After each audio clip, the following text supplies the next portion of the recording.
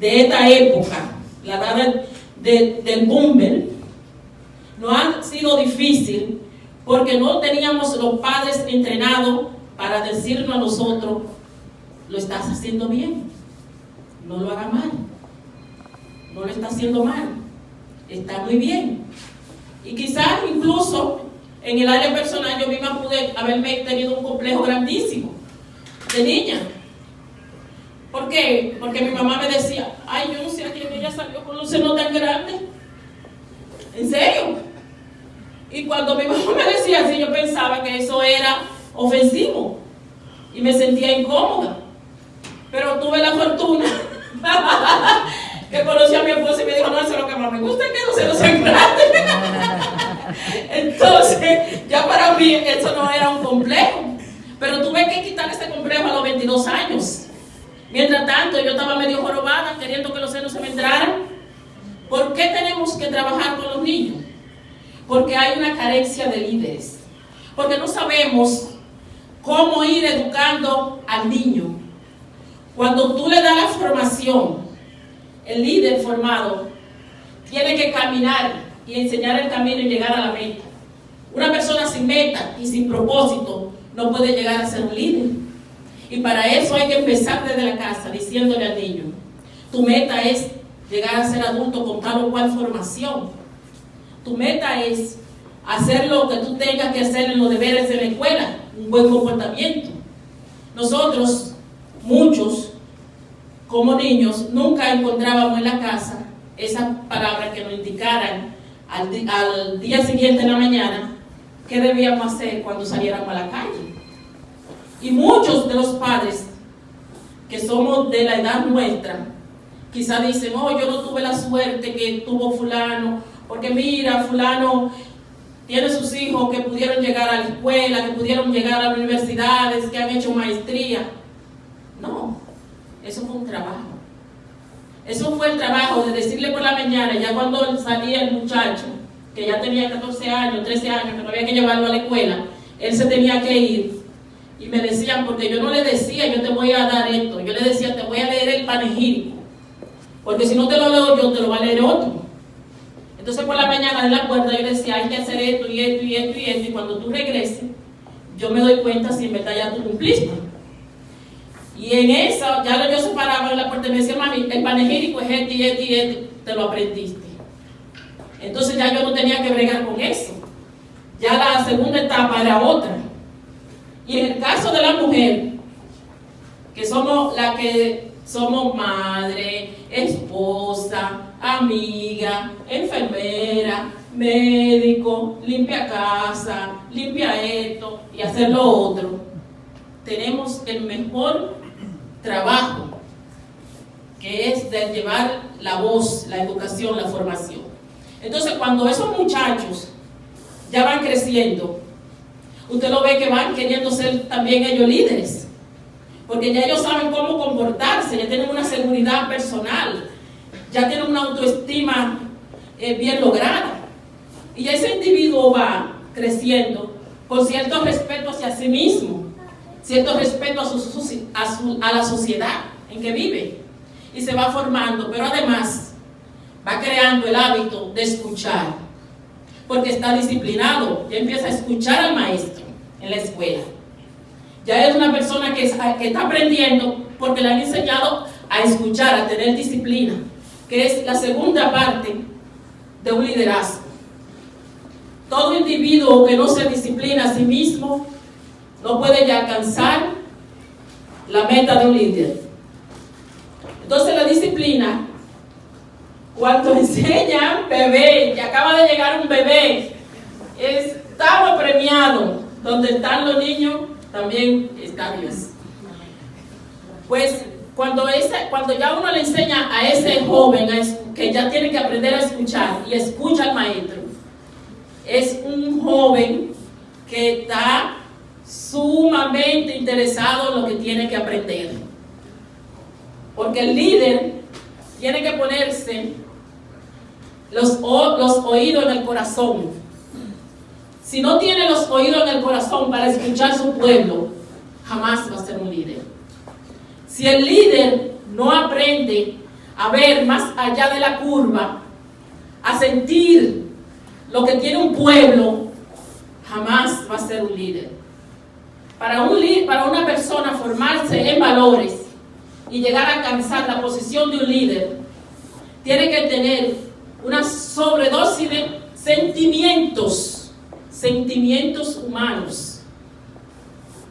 Cuando esa persona asume toda esa responsabilidad, entonces pueden causar a otros de una idea, porque todo empieza en una idea.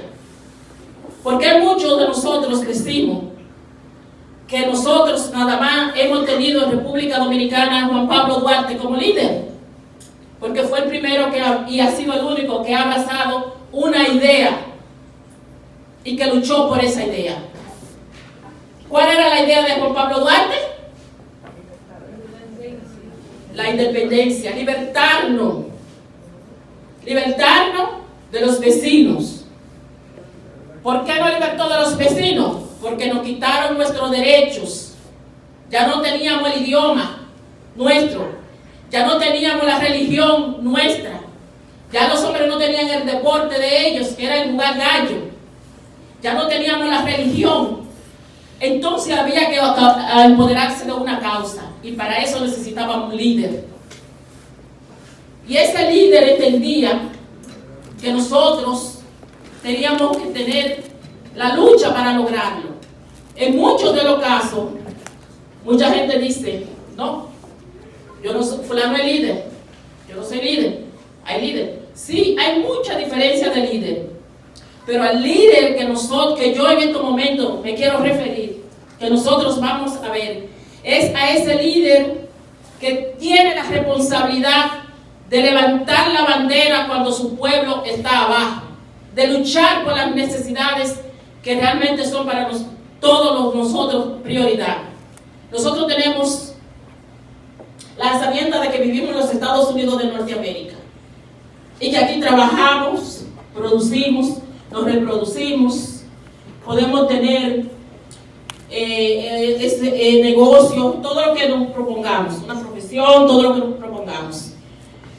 Pero 3/4 parte de nuestro corazón y de nuestro cerebro está en República Dominicana, en muchos de los casos. Sobre todo cuando venimos aquí adultos, jóvenes. Para nosotros, como dominicanos, resulta difícil poder ver cómo nuestros líderes en República Dominicana muchas veces cometen ciertos errores que nos afectan de manera directa a los que vivimos aquí. Por ejemplo, nosotros somos la espina dorsal de la economía dominicana. Nosotros tenemos el mayor cantidad de dinero de envío que pueda tener cualquier otro país. Y tenemos menos derechos cuando llegamos a República Dominicana que otros. Yo no quiero referirme en esto a República Dominicana, porque esto no es un problema de ahora. Pero quería poner un ejemplo, salpicarlo, antes de continuar en la ruta, como país de donde vengo. Ustedes justifican una persona popular que heredó un apellido atrás, muy atrás de ella, y que era una persona que es una persona de la televisión, tiene nombre y apellido, se llama Milagros Germán, líder para muchos de la televisión. Se le da una oportunidad para que vaya a dirigir una posición al Estado. ¿Y qué sucede cuando llega allí? Ni es popular ni es líder, y es una fracasada, porque no estaba formada en valores ni en conciencia. Porque no es lo mismo ser popular que ser líder. También lo tuvimos con el de educación. Todo el mundo le llamaba a él líder, líder, líder. Yo lo conozco. Mi familia lo conoce, es de Maní.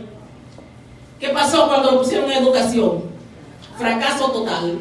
Porque no era líder. Un líder primero piensa en la gente. Piensa en sus valores, piensa en el legado. que va a dejar. Los líderes dejan un legado para la historia. Aquí tuvimos en Estados Unidos, en la década de 60, fue cuando hubo un cambio. Bien, el boomer, que es la generación nuestra, que empieza desde 1946 a 1964, hay un crecimiento más poblacional, porque la gente se pone más contenta, desde luego. Hay un término de la Segunda Guerra Mundial, en 1943, y entonces ahí empiezan los jóvenes, los hippies, la música pop, las mujeres a levantar la falda, que antes la falda era larga, a querer tener otro tipo de vida, a pelear por los derechos humanos. Y sale ese gran líder, Martin Luther King, a defender los derechos de todos, ¿verdad? Los derechos civiles.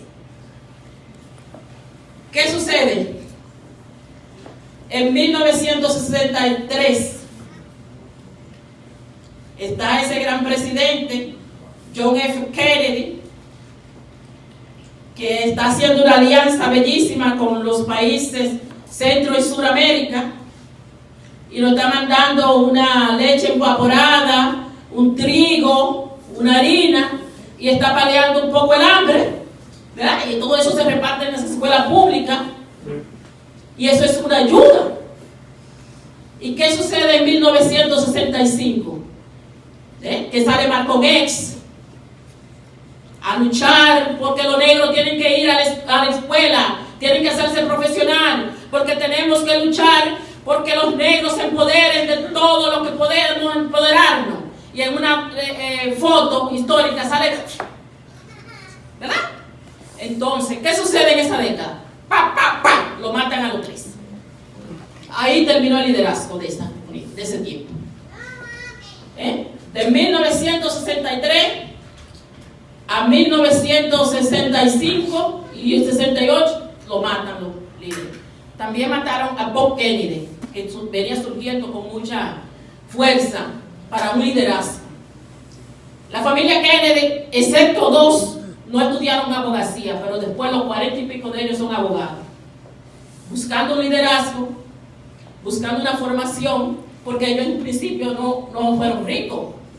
Ellos son producto de lo que ahora era droga, en aquel tiempo era la prohibición del alcohol, y el abuelo de él era un empresario sobre el alcohol, y ahí fueron ellos formando, pero formaron su familia en valores y lo formaron en educación universitaria, y todos ellos iban a Harvard.